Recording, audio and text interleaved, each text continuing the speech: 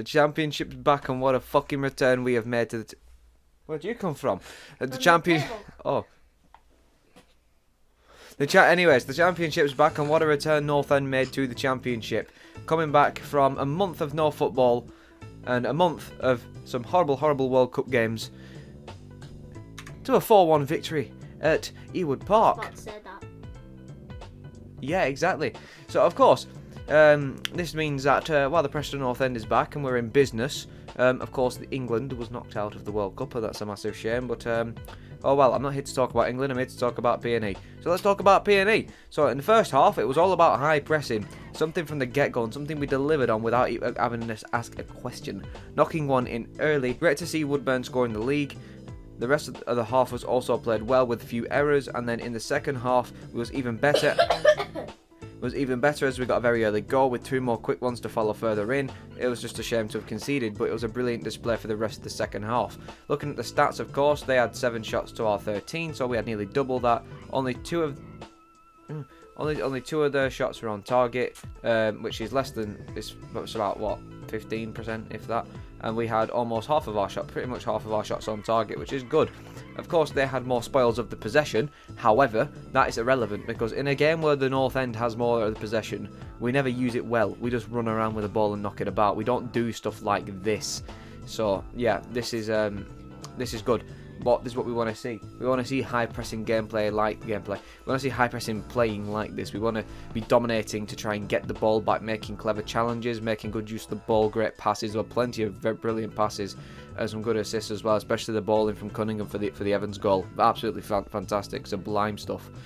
And the Johnson layoff for the Whiteman goal as well. You can't complain. It was an absolute masterclass of a display, and it's a very rare instance that North End has less fouls as well. We only had 4. But yeah, that's pretty cool. So if we take a look up the table real quick, we're sitting in 5th, and this is live. Obviously, Burnley and QPR are playing at the minute as I'm recording this, but that Burnley result's not going to dictate where we change because QPR is losing. Well, of course, we play QPR next week, so if we was to get beat by QPR, we'd still be sitting on 34 points with them.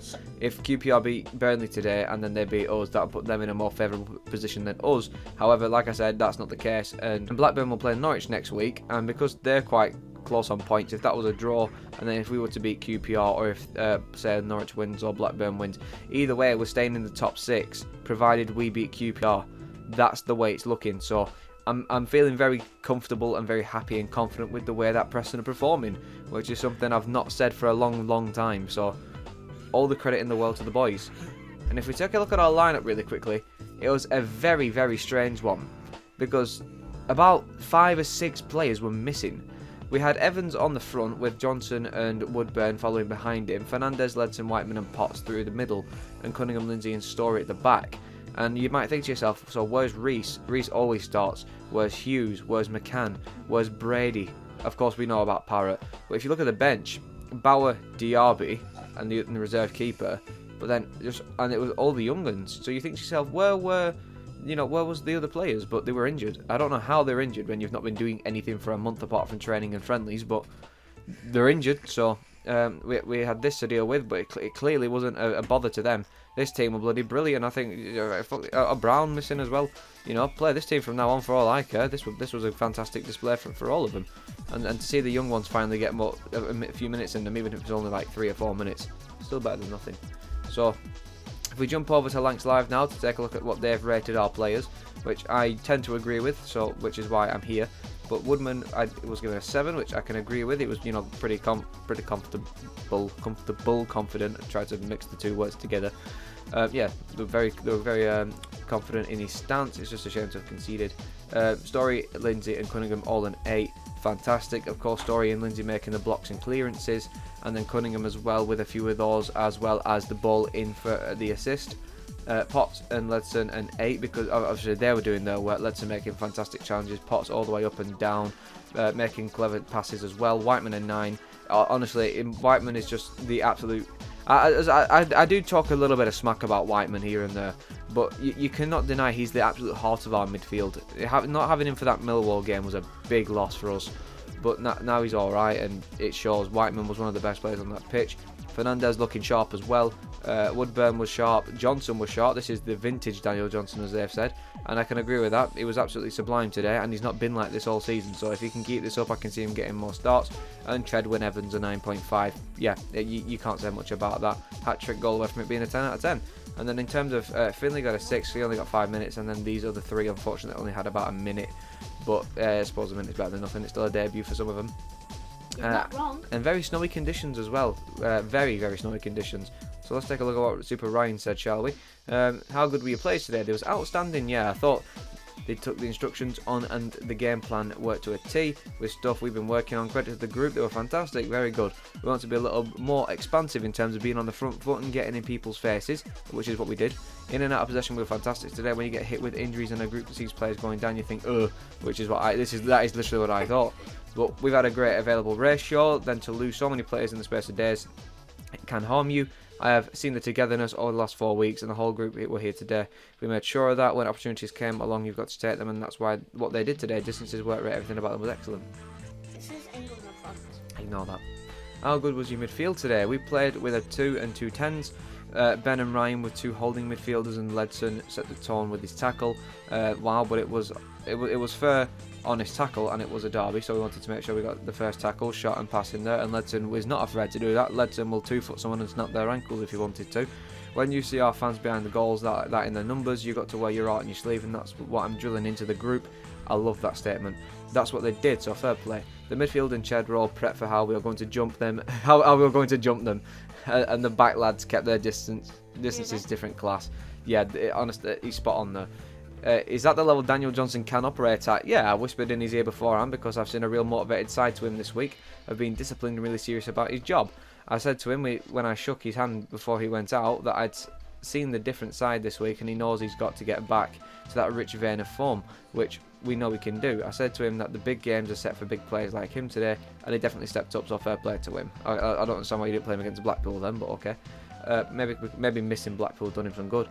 Another 2 goals for Chedwin. Credit to Ched. We helped him a little bit, but we helped him a little bit, but he's got a bit between the teeth and wants to score goals because that's the way he judged on ultimately. Every time we are on Sky, he scores 2 and gets man of the match. So I've just asked him if they'll have us again. That's brilliant. He's the one performing. All I do is pick him and trust him. I've got no fear in putting Ched in games like that because he can manage himself. He managed himself in training this week to put in a performance like that, which is good enough for me. That's hilarious. Big moment for Woodburn. Fantastic, and I knew he would get an opportunity. He's one of the best footballers I've seen with his counter pressing. He certainly did that today, and he was well worthy of his goal. Best game under you yet? I'd say it's one of the best, personally. I'm hoping you haven't seen the best yet, to be honest. I like that. There's loads of improvement that we can do. We've got to keep working hard, listening and coaching them. The togetherness is phenomenal. We've got to keep progressing while not going too high or low. A great win, and we've send the fans home happy. I am so dyslexic. The fist bump came back. It did, yeah. Marshy said, you've got to give it today because it's a derby, but we've got to be patient, which the fans have been. They've been excellent since we've slowed it down a bit, so we've all got to have belief. We might win a few, lose a few, but we've got to believe that we're a good team who can beat anyone wherever we go, and that is what we can be if we really wanted to be.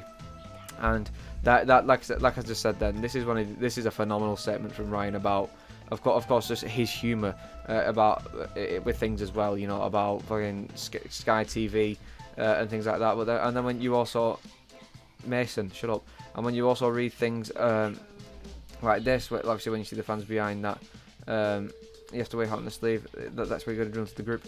Right, of course, like Ryan knows what it's all about. Football. It's not just about the money or the business. It's about the people who watch it. It's about the togetherness, and that's what he's bringing into this group, and that's what they were missing under Frankie McAvoy especially. But of course, it's just they're a different side. A completely different side to what they were last year, and they are absolutely fantastic. I not credit the group enough for all their improvements. And against Blackburn, that's probably one of the best games under Ryan Law so far. Probably maybe tied with Middlesbrough at the end of last season. But yeah, fantastic. So our points to make as per usual. There was many missing players, which is very strange, but of course it didn't seem to impact us too much. High pressing play. Oh, dry throat. High pressing play, which is something that we've wanted for a long time because he wanted to play an appealing brand of attacking football, and that's what we've got. There was a class following from the fans, the fist bump returns, and we made good work of our chances. In terms of our pros and cons, the pros were we was incredibly dominant in the attacking, we were sound defensively as per usual, Evans' form continues, back to positive goal difference, players such as Johnson having a great game for once, and we're in the top 6 again. And we only had 2 cons, which was conceding that 1 goal and the missing squad. But hopefully by next week we can become more available, have a few more options available for us on the bench and whatnot. But this game, I don't know if Blackburn was just unprepared or we were over prepared. I don't know. I don't care. It was a fantastic showing, and I really cannot, I can't praise. Yes, it's brown, and I can't praise the boys enough. It was brilliant. Brilliant game, brilliant performance, brilliant following from the North End fans, and everything was just, it was great. It wasn't perfect because obviously we conceded a goal, but it was close enough to perfect, I suppose. That is the closest you're probably going to get to perfect from this group for a while. But might be altogether perfect and amazing. It was amazing, but it weren't perfect. There's a long way to go yet before Preston are perfect. But in terms of improving as a group, improving as a team, improving as a squad that can go places, this is a Preston North End side that can get to the Premier League. I firmly believe that. I really do. I do, and I'm not just saying it because I'm a North End fan, because that's just the easiest thing you can say.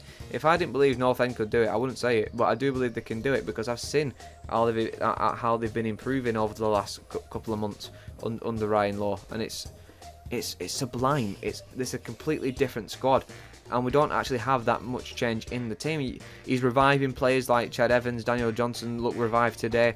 The new boys you bring in, even on the smaller fees or the free transfers, are fantastic.